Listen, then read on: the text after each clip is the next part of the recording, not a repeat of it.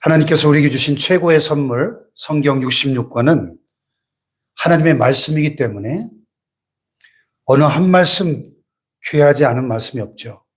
하지만 예수님의 삶과 교훈이 기록된 사복음서는 우리 설교가들의 중심이 되어야 마땅합니다. 그런데 이 사복음서의 그 많은 교훈 가운데서도 특별히 마태복음 5장, 6장, 7장 이걸 가리켜서 가장 보배롭고 귀중한 교훈이다. 그래서 산상보훈 혹은 산상수훈 이렇게 부르죠. 보배로운 교훈. 산 위에서 가르치신 보배로운 교훈 그런 뜻입니다. 일찍이 로빈슨이라고 하는 분이 이 산상보훈을 일컬어서 인간 윤리의 최고봉이다 그랬고요. 올사우제는 예수 그리스도의 전생애를 통한 교훈은 산상보훈의 주해였다 이렇게 말했습니다. 일본의 흑기라는 분은 수백 개의 보석으로 꾸며진 왕관이다. 산상보훈을 이렇게 평가했습니다. 또 하천풍언이라고 하는 분은 모든 종교의 서곡이다. 이렇게 극찬을 했습니다.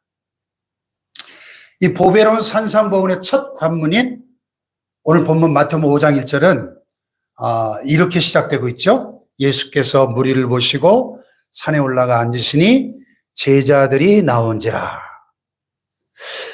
예수님께서 당신을 따라오는 수많은 무리들을 보시고 갑자기 산으로 올라가십니다. 그랬더니 이번엔 무리들이 다 따라 올라온 것이 아니고 제자들이 따라 올라옵니다. 그래서 제자들이 나온지라 그랬습니다. 무슨 말입니까? 이렇게 보배롭고 소중한 산상보훈의 메시지는 그저 예수님의 소문이나 듣고 호기심으로 따라온 어중이 떠중이 군중들이 듣고 이해할 수 있는 말씀이 아니고 또 그런 군중들이 이해하고 받아들일 수 있는 그런 말씀도 아니었다는 거죠.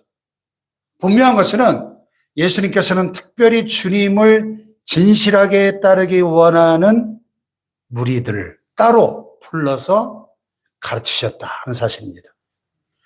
그 산에까지 주님을 따라 올라오는 수고를 기꺼이 기쁨으로 받아들일 수 있었던 제자들만 하나님의 나라의 가치를 자신의 가치로 받아들이는 천국 백성들만 이해하고 수용할 수 있는 말씀이었다는 것입니다. 네. 그렇기 때문에 그 이른 새벽 산에 오르는 수고를 기꺼이 할 줄 아는 제자들에게 주님은 특별한 은혜를 더해 주셨다는 것입니다. 오늘 저와 여러분은 어중이 떠중이 군중이 아니라 주님을 진실하게 따르는 제자들이 되시기를 축복합니다. 사실 예수님의 3년 반 공생의 사역의 하이라이트는 12제자였거든요. 예수님 3년 반 하신 일에 그 모든 사역의 집약체는 뭐예요? 12제자 훈련하고 남기고 하늘로 가신 거 아니에요? 우리는 군중이 아니라 제자들이 되어야 하는 것이죠. 이 산상보훈 중에서도 그 핵심은 바로 이 팔복의 말씀이죠. 그래서 성경학자들이 이 팔복의 말씀을 가리켜 산상보훈의 열쇠다 이렇게 부릅니다. 그 중에서도 오늘 본문 3절에 심령이 가난한 자는 복이 있다. 심령이 가난한 자는 복이 있나니 천국이 그들의 것입니다. 이 말씀은 팔복을 여는 열쇠가 되는 겁니다. 예. 팔복을 천국 가는 사닥다리에 비유한다면 이 심령이 가난한 자의 복은 바로 그 사닥다리의 첫 계단인 거죠. 심령이 가난해야 자기 죄를 인하여 애통할 수 있습니다. 심령이 가난해야 그 성품이 온유할 수 있습니다. 심령이 가난해야 의에 줄이고 목마른 자가 될 수 있습니다. 심령이 가난해야 남을 긍휼히 여길 수 있습니다. 심령이 가난해야 마음이 청결해집니다. 심령이 가난해야 화평케 하는 자가 됩니다. 심령이 가난해야 의를 위하여 핍박을 받을 수 있습니다. 그러니까 이 심령이 가난한 것이 팔복을 여는 열쇠다. 이 말이 딱 맞는 말이죠. 예. 그래서 자, 이 예수님 말씀하신 8가지 복, 심령이 가난한 자, 애통하는 자, 온유한 자, 의에 줄이고 목마른 자, 긍휼히 여기는 자, 마음이 청결한 자, 화평케 하는 자, 의를 위하여 핍박을 받는 자, 이 8가지 이 성품 뒤에는 반드시 놀라운 복이 뒤따르는 것입니다. 할렐루야. 근데 이 헬라 원문을 들여다보면요, 복이 있다고 할 때 여기 이제 빨간색으로 표현한 마카리오이, 이건 이제 복수형이고 마카리오스는 단수형인데요. 마카리오스라는 이 복은 어떤 복이냐? 성경에 보면 하나님을 blessed God, 복되신 하나님, 하나님은 복이시다, 이런 구절들이 나오거든요. 그러니까 복이란 무엇보다도 하나님 자신의 인격, 하나님 자신의 성품이라는 것을 우리가 먼저 기억할 필요가 있습니다. 하나님 복되신 분입니다. 그래서 우리가 찬송하거나 기도할 때 만복의 근원 되신 하나님, 이렇게 표현하죠. 만복의 근원. 만복의 근원이신 하나님, 무슨 말입니까? 복은 하나님이 주시는 것이다. 모든 복은 하나님으로부터 나온다. 아멘. 인간이 누가 주시는 게 아니라는 겁니다. 돈 많은 사람들이나 부귀영화를 누리는 사람들이나 높은 권력을 가진 사람들이 우리에게 나눠주시는 그런 성질이 아니라는 것입니다. 왜냐하면 이 마카리오스, 복이 있나니, 그러니까 이 원문에 보면 이게 우리말에는 심령이 가난한 자는 복이 있나니 이렇게 되죠. 원문은 이게 도취문이라고 하죠. 도취문이에요, 도취문. 순서가 마카리오이, 복이 있도다가 먼저 나오는 거예요. 강조 용법이죠. 복이 있도다, 심령이 가난한 자는. 원문이 이렇게 되어 있는 거예요. 복이 있도다. 이 복은 그래서 신령한 복입니다. 영적인 복이에요. 인격적인 복인 것입니다. 아멘. 오늘 본문에서 예수님 말씀하신 팔복은 예수 믿고 거듭난 그리스도인들만이, 천국 백성들만이 가질 수 있는 차원 높은 성품인 것입니다. 네. 그럼 우리 그리스도인들이 세상 살면서 이 세상적인 복을 기대하는 것은 잘못된 것인가? 지금보다 경제적으로 좀 더 여유 있게 살고 좀 더 좋은 직장과 좀 더 나은 환경을 원하는 우리의 소박한 꿈은 다 버려야 된단 말인가? 그렇지다. 꼭 그런 얘기가 아니고 우선순위의 문제예요. 우선순위의 문제. 먼저 그의 나라와 그의 의를 구하고 있는가? 먼저. 아니면 먼저 세상적인 것들을 구하는가 하는 문제죠. 먼저 구할 것을 구하는 자가 복이 있다, 그런 말씀입니다. 아멘. 무엇이 우선되는 것인지를 분명히 알고 그것에 우선순위를 두고 살아가야 된다는 말이죠. 아멘. 다시 말해서 이것은 우리 실존의 문제고 존재의 문제고 가치관의 문제고 인생관의 문제다 하는 것입니다. 아멘.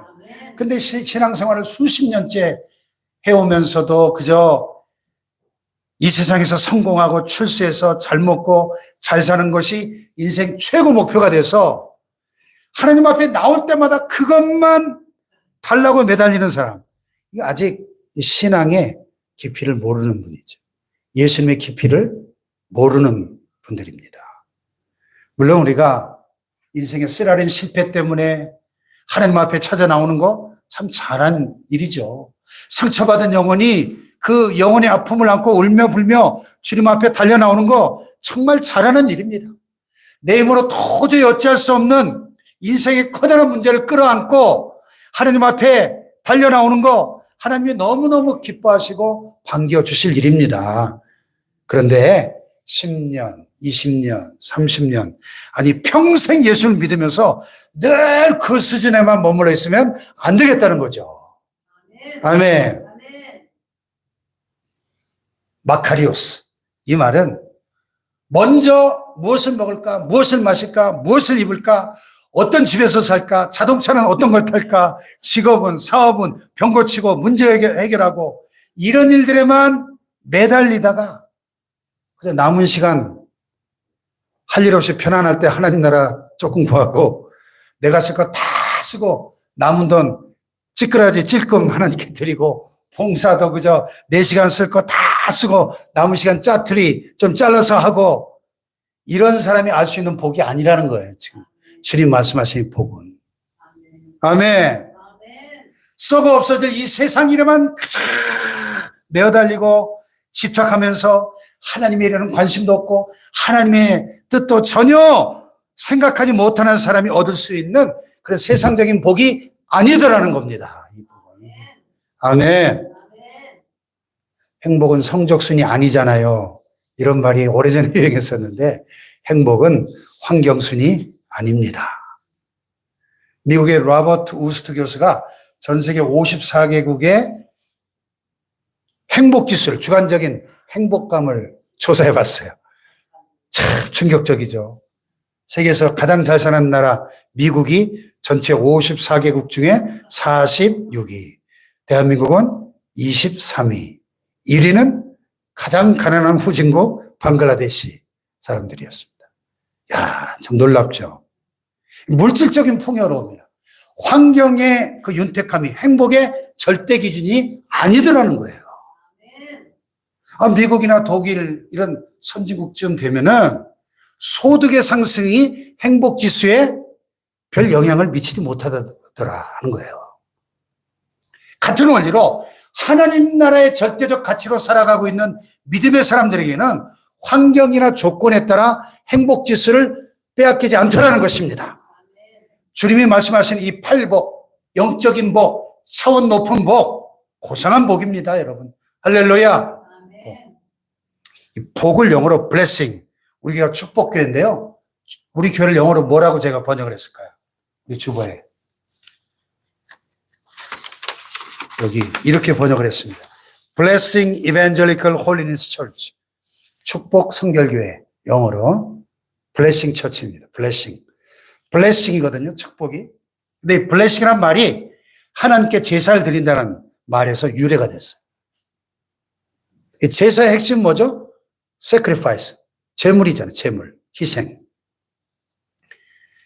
복이 뭐냐? 복이라고 하는 거는 하나님께서 요구하실 때 내 시간을 내어놓을 수 있을 만큼, 내 은사를 내어놓을 수 있는 그만큼, 또 내 환경과 물질을 주님 앞에 내어놓을 수 있을 그만큼이 복이라는 겁니다. 라틴어로는 이 복을 베네디케레라는 말인데요. 누구와 좋은 말을 나눈다 이런 뜻이에요. 덕담을 나눈다. 다시 말하면 이웃과 나눌 수 있는 그만큼이 복이라는 겁니다. 왜? 우리가 인생의 마지막 종착점에 딱 섰을 때 이렇게 뒤돌아보면, 내가 살아온 전체 인생을 딱 뒤돌아볼 때, 인생의 경주를 다 마치고 주님 나라의 그 심판대 앞에 딱 섰을 때 오직 남는 거는 이것밖에 없다는 거예요. 오직 남는 거는, 다시 말해서 복이라고 하는 것은 내가 무엇을 얼마나 많이 소유했느냐 이게 아니라 하나님께 바칠 수 있고 다른 사람과 나눌 수 있는 것, 그게 복이라는 겁니다, 여러분. 아멘 합시다. 따라서 내가 아무리 많이 가지고 있어도 하나님 앞에 하나님이 요구하실 때 내어놓을 수 없다면, 또 이웃의 아픔을 어루만질 수 없다면, 이웃들의 필요를 채울 수 없다면 그건 복이라고 할 수 없다는 것입니다. 아멘 합시다. 그건 이기심이고 탐욕이고 욕심일 뿐이라는 거예요. 하나님의 소유를 맡은 바 된 청지기로서 하나님의 심판대 앞에 서면 그건 다 심판받아야 될 대상이라는 것을 아셔야 됩니다. 아멘. 하지만 아무리 내가 가진 것이 적어도 감사함으로 하나님께 드릴 수 있고 기쁨으로 이웃들과 나눌 수 있다면 성경은 그것을 가리켜 복이라고 말씀하는 거예요. 아멘 합시다. 가슴에 손을 얹고 한번 스스로에게 물어보세요. 혹시 나는 내 자신을 위해서 물질 쓰고 시간을 쓰는데 거기는 막 무한정으로 후하지만 하나님을 위해서 이웃을 위해서 쓸 때는 한없이 째째하고 인색하진 않은지. 만약 그렇다면 나는 아직까지 참 복을 모르는 사람이라는 겁니다. 아멘. 반대로 자신에게는 인색하지만 이웃이나 하나님을 위해서는 호하다면 그 사람은 진짜 복의 의미를 알고 오늘 본문의 주님 말씀하신 이 팔복의 성품을 가진 사람인 거죠. 할렐루야. 천국 백성인 거예요. 진짜 천국 백성. 가끔 언론에 보도되는 내용들 보면 우리 주변에 학교나 자선단체나 또 교회 같은 이런 종교단체에 깜짝 놀랄 만한 거액의 기부를 하는 분들 나오죠. 근데 그분들의 삶을 이렇게 들여다보면 자기 자신을 위해서는 너무나도 검소하고 청빈하기 짝이 없어요. 그런데 이웃의 필요를 위해서, 역사의 필요를 위해서, 또 역사의 아픔을 만지고 치유하기 위해서는 넉넉히 자기를 내어놓을 수 있는 참 귀한 분들이죠. 평생 김밥 장사를 해가지고 모은 수억 원을 대학에 기부하는 김밥 할머니, 이런 분들. 그걸 두고 성경은 복이라고 말씀하고 있는 거예요. 아멘. 인생의 진정한 가치나 행복이 소유의 문제가 아니라 존재의 문제이기 때문에. 아멘 합시다. 이를 위한 첫 번째 성품이 뭐냐? 바로 심령이 가난한 자인데요. 심령이 가난이 무엇인가를 알기 위해서는 우선 심령의 가난이 아닌 것들이 뭔가를 알아야 돼요. 심령이 가난하단 말의 반대말이 뭘까요? 심령이 부유한 거겠죠. 그 심령이 부유한 자는 어떤 자일까요? 예수님의 비유 중에 누가복음 18장에 보면 두 사람이 성전에 기도하러 올라가는데 한 사람은 바리새인이었는데 뭐라고 기도합니까? 오 하나님이시여, 나는 저 사기치는 인간들, 불의한 인간들, 가늠하는 자들, 저 세리와도 같지 아니함을 감사합니다. 나는 일주일에 2번씩 금식하고 소득의 11조를 따박따박 합니다. 그의 마음은 지금 어때요? 부유하기 짝이 없는 거예요. 자만과 독선으로, 교만으로 가득 차 있는 겁니다. 하나님 이런 영적 부자를 거부하시고 그의 기도를 외면하셨다는 겁니다. 그런데 세리는 어떻게 해요? 감히 얼굴을 들지 못하고 가슴을 치고 애통하며 하나님이여 나를 불쌍히 여기소서, 나는 죄인으로서이다. 이 세리의 기도를 들으신 줄 믿습니다. 이 세리의 마음이 가난한 거예요. 아멘. 그렇다고 심령의 가난은 물질의 가난이나 지식의 가난 같은 그런 세상적 가난을 뜻하는 것도 아니에요. 성경은 물질의 가난을 결코 예찬하지 않습니다. 왜냐하면 사실 가난은 죄의 결과이기 때문에. 에덴 동산에 가난이 있었을까요? 죄가 들어오기 전에 에덴 동산에 가난이 없었어요. 하나님의 나라는 풍요로운 나라입니다. 실제로 보면요, 물질이 가난하면서도 심령이 가난하지 못한 사람들은 얼마든지 있습니다. 반대로 물질의 부유함을 누리지만 겸손하게 심령이 가난한 분들도 얼마든지 있습니다. 네. 또 별로 배우지도 못했고 다른 사람들에게 나눌 것이 없으면서도 한없이 교만하게 살아가는 사람들이 있는가 하면 남들보다 많이 배웠고 아는 것도 많고 경제적으로 넉넉하면서도 겸손하게 살아가는 분들이 얼마든지 있어요. 귀한 분들이죠. 그런가 하면 심령의 가난은 심지가 약한 사람, 용기가 없고 비굴한 사람을 가리키는 말도 아닙니다. 매사에 부정적인 사람, 외식하면서 겸손을 가장하는 사람, 그런 의미도 아니에요. 또 할 수 있는 일도 계속 사양하고 회피하는 것도 심령의 가난이라고 착각하면 안 된다는 겁니다. 성 어거스틴은 오히려 교만을 이렇게 정의했어요. 교만이 뭐냐? 나는 지극히 겸손하다고 생각하는 거, 그것이 곧 교만이다. 성경학자 머레이도 자신이 겸손하다고 생각하는 그 순간 그는 이미 겸손을 잃어버린 것이다 그랬습니다. 그럼 도대체 심령이 가난하다는 게 뭐냐? 첫째, 심령의 가난은 자신을 있는 그대로 발견하고 있는 그대로 받아들이는 사람입니다. 따라해 봅시다. 자신을 있는 그대로 발견하고 있는 그대로 받아들이는 사람이다. 예수 믿고 거듭난 그리스도인이 어느 날 성령님의 도우심 가운데 자기 자신을 들여다보게 되죠. 그 순간 하나님 앞에서 철저하게 무능력한 자신의 모습을 발견하게 됩니다. 누군가의 뭔가를 줄 수도 없고 가르칠 것도 없고 주장할 것도 충고할 것도 없는 철저히 가난한 자신을 발견하게 됩니다. 그토록 간절했던 기도도 내가 하느라고 했던 전도도 봉사도 헌금도 모두 나의 의가 아니라는 것을 깨닫게 되는 것입니다. 죄와 죽음과 진노와 심판 앞에서 하나님의 긍휼과 용서, 자비와 은혜를 구할 수밖에 없는 알몸에 자기 자신을 발견하게 되는 겁니다. 이게 바로 심령이 가난한 상태예요. 그래서 마태가 이 심령이 가난한 자라고 할 때 마카리오이 호이 푸토코이라는 단어를 썼는데 원형은 푸토코스라는 형용사인데 푸토코스라는 말은 거짓 신세로 전락한, 구걸하는, 거짓처럼 가난한 이런 뜻이에요. 그냥 일반적인 가난이 아니라 거지가 될 만큼 가난해서 남의 도움이 없이는 생존조차 불가능한 상태를 가리키는 단어예요. 심령의 파산 상태. 그렇습니다, 여러분. 마음이 너무 부요해서 자기 철학, 자기 주장, 자기 고집, 자기 선입견으로 꽉 들어차 있는 자기 의로 충만한 이 사람은 하나님의 도움조차도 거부합니다. 이런 사람은 하나님도 어찌할 수가 없어요. 하나님도 구원할 수가 없습니다. 이런 사람. 그래서 어떤 분은 심령의 가난을 이렇게 설명했어요. 같이 한번 읽어볼까요? 시작. 가난한 마음이란 치료를 받아들이는 마음입니다. 자신의 상태는 발견했지만 남의 도움을 받지 않으려고 하는 사람도 교만한 사람입니다. 자존심이 강할수록 남의 도움을 받지 않는다. 이것도 죄다. 자신이 연약하고 병든 것을 알며 또한 죄인인 사실을 알면서도 하나님의 도우심을 거절하는 것은 가장 무서운 오만이다. 가난한 마음이란 밖으로부터 오는 도움을 겸손히 받아들일 줄 아는 마음이다.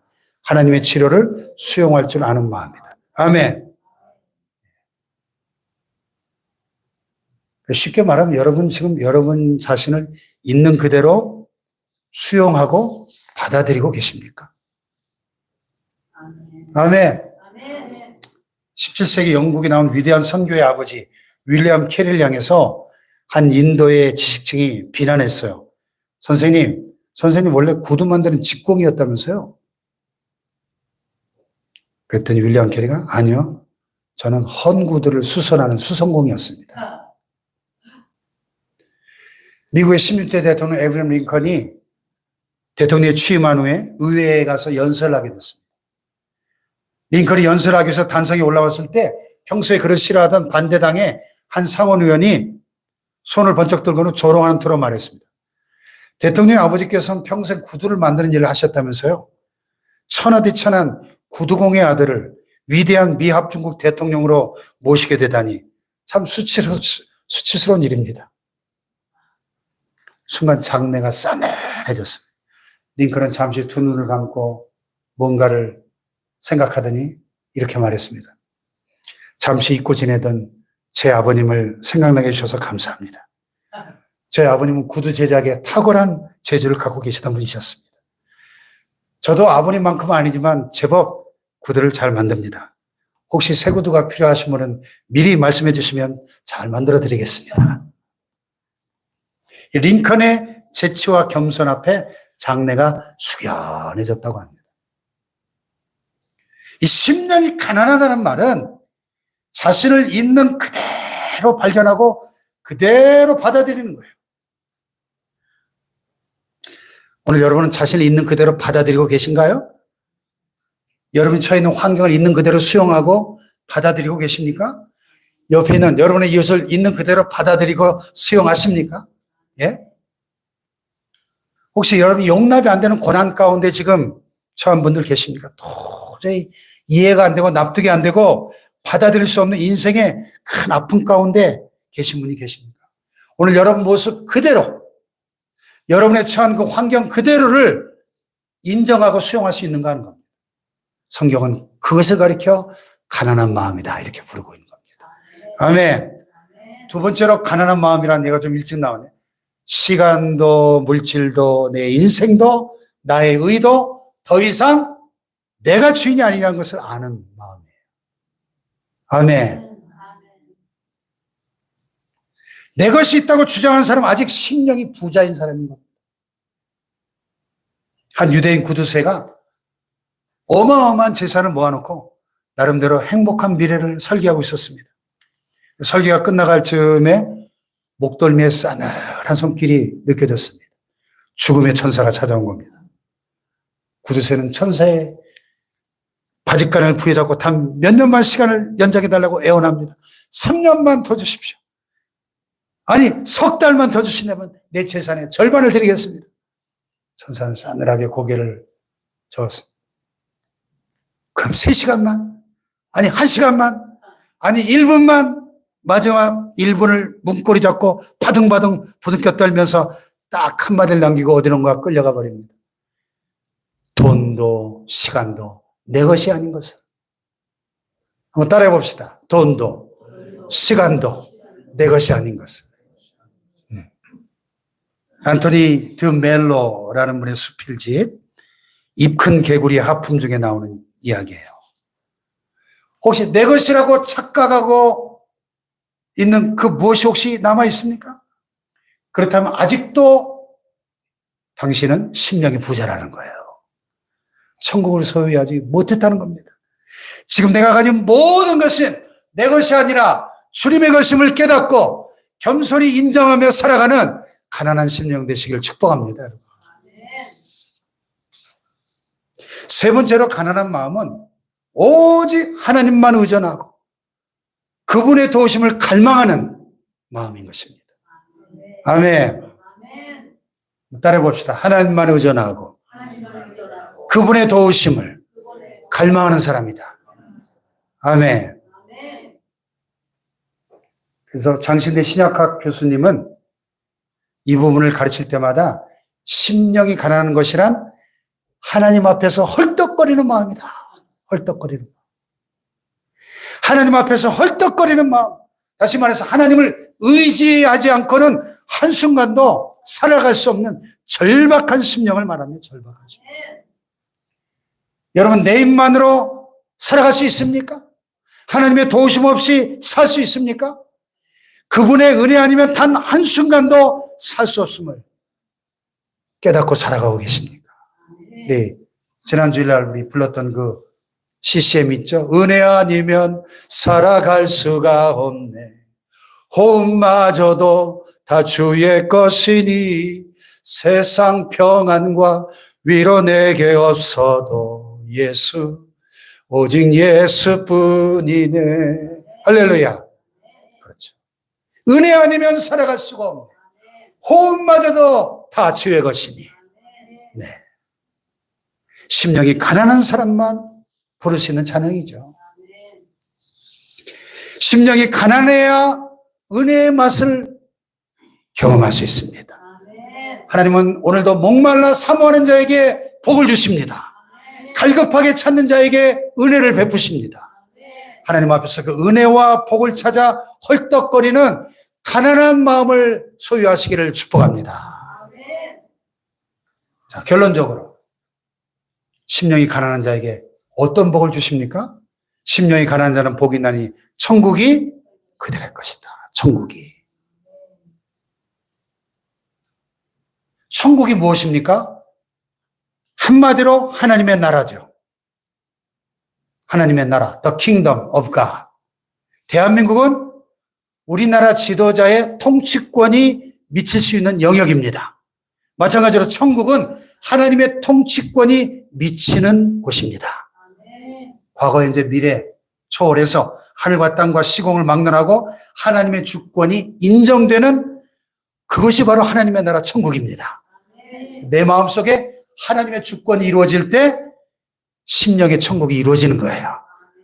우리 가정에 하나님의 통치가 이루어지면 가정의 천국이 이루어지는 겁니다. 우리 교회 하나님의 통치가 이루어지면 그것이 바로 교회 천국입니다. 대한민국이 지금 체제 전쟁 가운데 있는데 대한민국에 하나님의 통치가 임할 때 이 나라가 하나님의 나라가 되는 겁니다. 내 시간 속에 우선순위가 온전히 하나님 나라의 가치로 살아가면 내 삶이 천국의 삶이 되는 것이고, 내가 쓰는 물질의 우선순위가 하나님의 나라의 가치로 쓰여진다면 나는 곧 천국의 라이프 스타일로 살아가는 사람인 것입니다. 아멘. 내 생각과 행동과 가치관에 내 인격과 성품 속에 하나님의 다스리심이 분명하고 하나님의 뜻을 똑똑히 분별하며 살아가는 것이 바로 하나님 나라 천국 백성의 삶인 줄로 믿습니다, 여러분.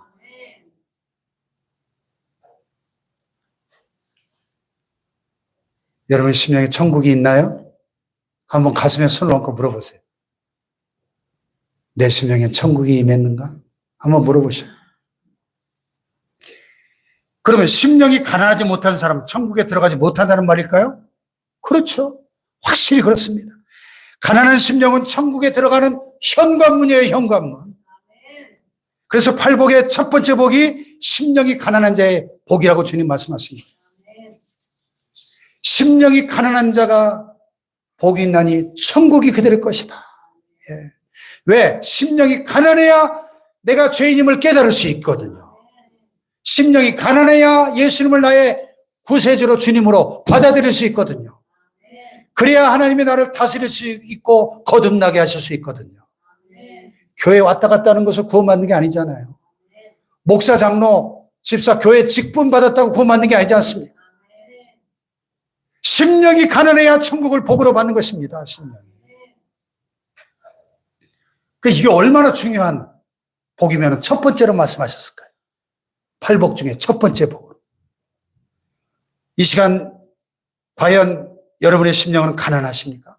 한번 심령을 탁 쪼개보세요. 예수님이 여러분 삶의 주인이십니까? 진짜 왕이신가요? 주님이 여러분을 지배하고 다스릴 수 있을 만큼 여러분의 마음이 가난하신가 하는 것을 질문하셔야 돼요. 이 시간 우리의 눈을 들어 우리의 주님이신 예수님을 바라볼 수 있기를 축복합니다. 그분은 하나님 자신이셨지만 자기를 낮추시고 인간으로 낮아지시고 왕족의 아들로 오신 것이 아니라 가난한 목수의 아들로 오시고 궁궐에 오신 것이 아니라 말구에 오시고 더 낮은 곳으로 자신을 낮추시고 죽기까지 복종하셔서 십자가에 죽으셨습니다. 할렐루야. 심령이 가난하길 원하세요? 주님을 바라보세요. 십자가에 죽기까지 낮아지시고 복종하신 주님을 바라볼 때 가난한 심령을 갖게 될 줄로 믿습니다.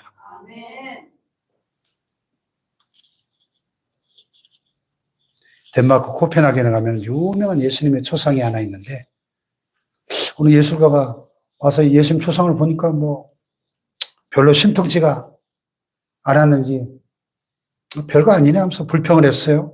안내원이 이렇게 말했습니다.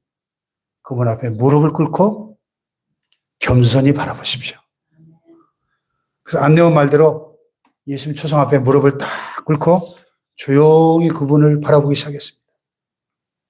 자세히 보니까 자기를 돌볼 겨를도 없이 언제나 이웃을 향해서 두리번거렸던 그분의 눈, 그리고 그분의 머리는 갈대처럼 솟구쳐 있었고 쓰러지고 넘어진 영은 어루만지고 상처난 영을 쓰다듬다가 거칠어진 그분의 손마디마디, 잃어버린 양 한 마리를 찾아서 이골짝 저골짝 헤매다가 피투성이가 되어버린 그분의 발, 깡마른 그분의 얼굴. 예술가는 눈물을 흘리며 예수님의 그 상 앞에 고개를 떨구고 말았습니다. 그 앞에 도무지 교만할 수가 없었습니다. 여러분, 우리가 십자가 밑에 자신을 무릎 꿇고 낮출 때 우리 안에 모든 높아진 마음들, 부유해진 마음들, 교만한 마음들이 다 무너지게 될 줄 믿습니다. 하나님의 주권이 보이지 않으니까 온 우주의 주인 되시고 내 삶의 주인 되시는 그 예수님이 내 눈앞에 사라져버리는 순간 나는 어느 날 문득 교만해져 있는 나 자신을 보게 되는 겁니다. 그런데 예수님이 내 앞에 나타나시면 그 주님의 십자가 밑에 내가 엎드릴 때 내가 어떻게 교만할 겨를이 있겠습니까? 아멘. 심령이 가난해서 헐떡거리는 마음으로 하나님의 은혜를 사모하고, 그래서 가난한 심령으로 내 것은 다 주님의 것이라고 인정하며 살아갈 때 우리는 진정한 천국의 주인공들이 될 줄로 믿습니다. 심령이 가난한 자는